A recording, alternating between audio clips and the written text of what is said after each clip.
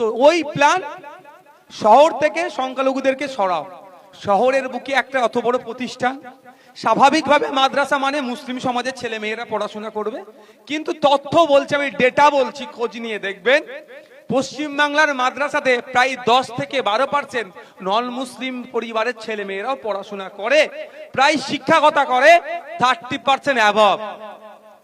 এটা জেনে রাখা ভালো আপনাদের। অনেক সময় বলে না মাদ্রাসা এই তৈরি হয় সেই তৈরি হয়, তখন আপনারা উত্তর দেবেন যদি তোদের কথা অনুযায়ী তৈরি হয় তাহলে 10টা কিন্তু নন মুসলিম ওই তৈরি হয়, আর তৈরি করার কারিগরের মধ্যে 30টা কিন্তু অন্য সমাজের মানুষ। উত্তর দেবেন, মাদ্রাসার সিলেবাসটা একবার খুলে দেখাবেন। আমি মনে করি, আমি তো মাদ্রাসার ছাত্র, আমি তো মাধ্যমিক উচ্চ মাধ্যমিক দিয়েছি, কামেল বিএ দিয়েছি, মাস্টার্স ডিগ্রি করেছি, আমি মাধ্যমিকের কথা বলছি। মাধ্যমিকে স্কুলের সিলেবাসে সেকেন্ডারি এডুকেশনে যে কটা সাবজেক্ট থাকে, মাদ্রাসাতেও সেম অত কটাই সাবজেক্ট থাকে, উল্টে আরো অ্যারাবিকের সাবজেক্ট বেশি হয়। তাহলে মাদ্রাসার ছেলেদেরকে আরো বেশি লোড নিতে হয়। আমরা কি করি, আমাদের যারা সেকেন্ডারি এডুকেশনে যারা নিয়ে বোর্ডে যারা পড়াশোনা করছেন, জিওগ্রাফি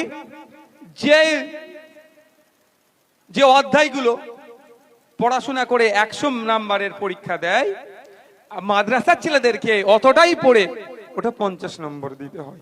এটাই শুধু ডিফারেন্স, কিন্তু পড়াশোনাটা কোন অংশে কম করতে হচ্ছে না, যে 50 বলে কম পড়বো, 100তে বেশি পড়তে ওটা না। এটা বাস্তব বলছি আমি। Life science, physical science, geography এইগুলো হচ্ছে একই পড়ে স্কুল এডুকেশনে অর্থাৎ সেকেন্ডারি এডুকেশন বোর্ডে 100 নম্বরের পরীক্ষা, মাদ্রাসা এডুকেশন বোর্ডে 50 নম্বর। এইটুকু তফাৎ। ফিরে আসি আবার জায়গায়।